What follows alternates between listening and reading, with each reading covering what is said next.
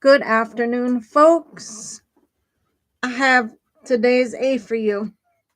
Now, this one we are discussing the line between life and death, what every organ donor family deserves to know and understand. So, here we go with the narrative presentation I made for you.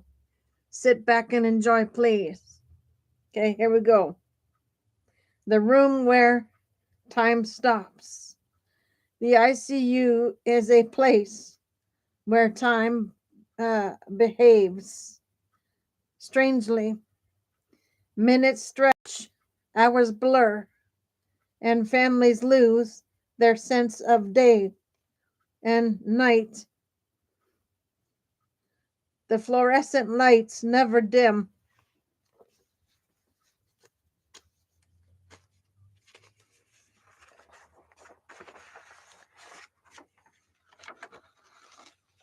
The,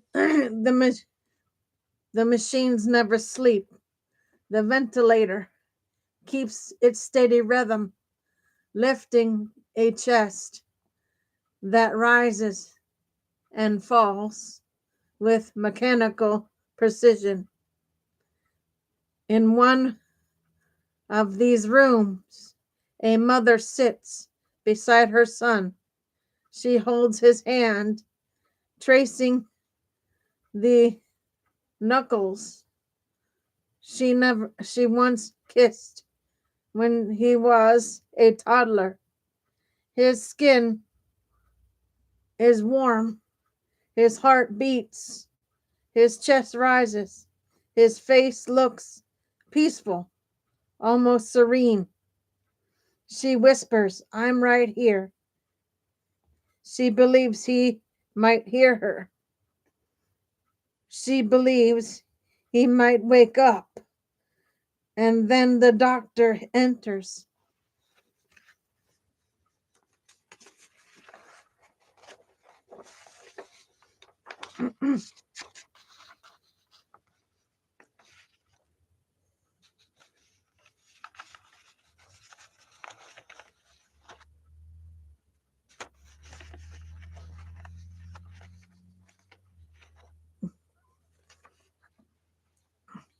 He pulls up a chair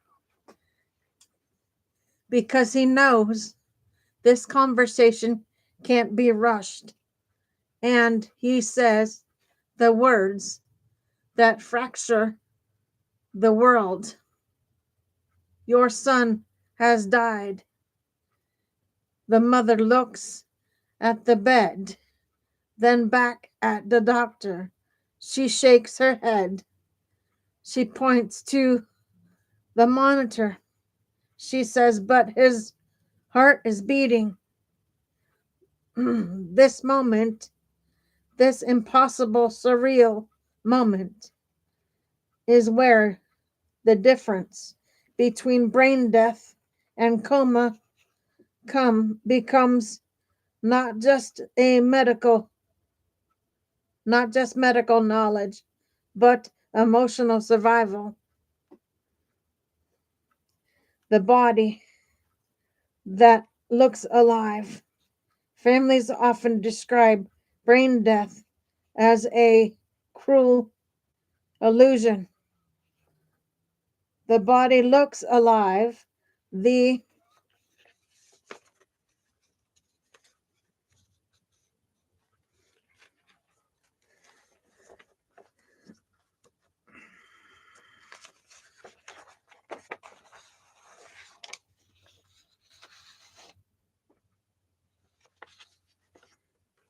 The machines create the appearance of breathing. The heart continues beating because cardiac muscle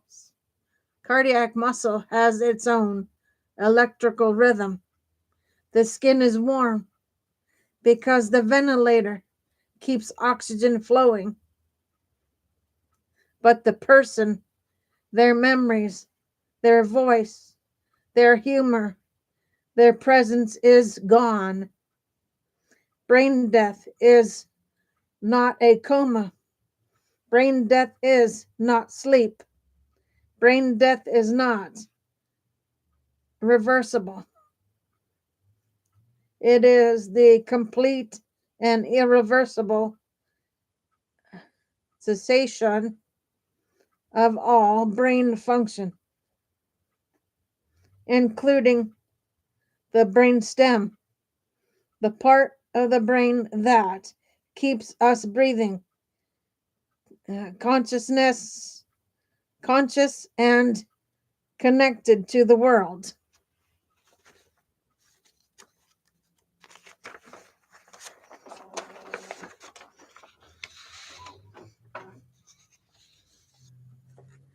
In every U.S. state, brain death is legal death. Yet families struggle because the body does not look dead. It looks suspended, paused, waiting. The visual cues of death, stillness, coldness, silence are absent. And so families cling to what they see, not what they've been told. Coma, the landscape of uncertainty. Coma is different. A coma is a story still being written. In a coma, the brain is injured but not gone. Reflexes may persist. Breathing may continue. The person may respond to pain or show flickers of movement. The prognosis uncertain, sometimes hopeful, sometimes grim, but never absolute. Families of comatose patients sit vigil with a different posture, watching, waiting, hoping. They look for signs, a twitch, a squeeze, a tear. They ask the nurses what each movement means. They Google late into the night. They bargain with the universe. A coma is a place where time matters. A unlikely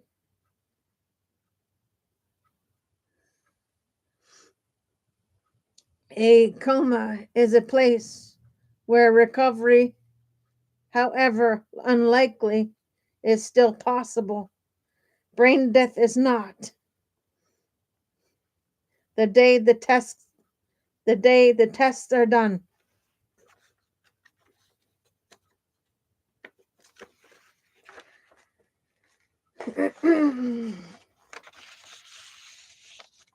The determination of brain death is one of the most carefully regulated processes in medicine.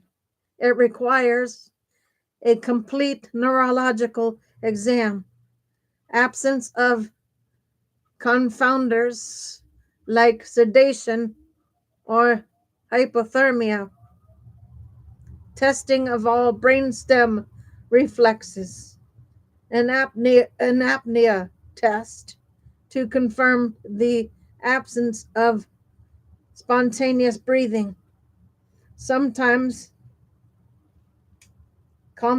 confirmatory studies of blood flow or electrical activity. It is not a casual diagnosis. It is not a guess. It is not a maybe. When the tests are done, when the tests are complete, the doctor returns to the family. He sits again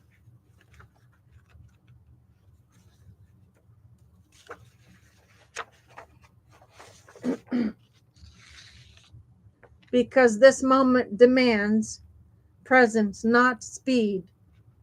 And he explains what the results mean. He says, your loved one has died.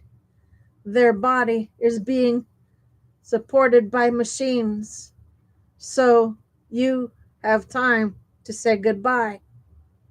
Families often describe this moment as the second death, the moment when the truth finally reaches the heart, the emotional fault line.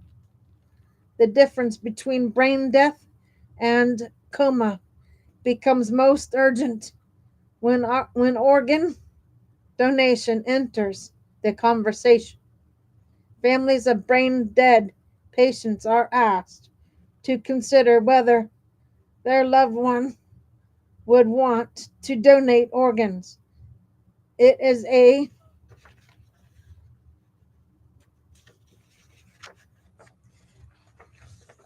sacred question. And at the worst moment of their lives. But if families believe brain death is a coma, if they believe their loved one might wake up, then the question feels monstrous. It feels like giving up. It feels like betrayal. This is why clarity matters. This is why language matters. This is why families deserve the truth spoken plainly without euphemism or hesitation. The last gift. When families understand brain death, organ donation becomes something different. It becomes a final act of agency.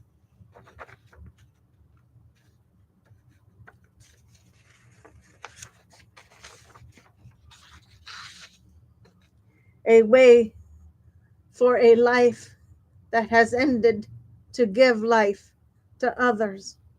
Families often describe donation as the only moment of meaning in an otherwise unbearable day. They say it give them something to hold on to. They say it help them feel that their loved one's story didn't end in the ICU. It continued in the lives of strangers. A father said, "My daughter saved 5 people." That's the only sentence from that day. That doesn't break me. Organ donation is not pulling the plug. It is not giving up. It is not letting go. It is the last gift a person can give. The table every family should see.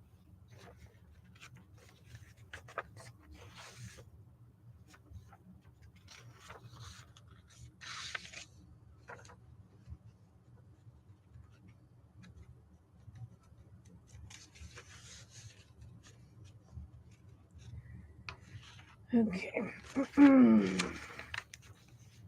The call to action. Hospitals must teach this distinction clearly. Clinicians must speak without euphemism. Families must be empowered with understanding, not left to search the internet in the hallway.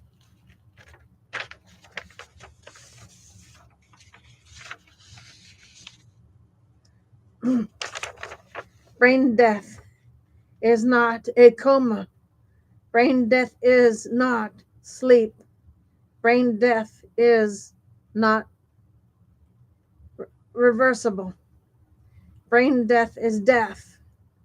And knowing the difference is the first step toward making the most compassionate, informed, and meaningful decisions at end of life.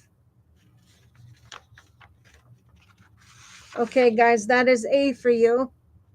I will be back on shortly with B. Give me a bit for a break, please. And I will be back on very shortly with B. For now, Gator Wellness. Take care, folks.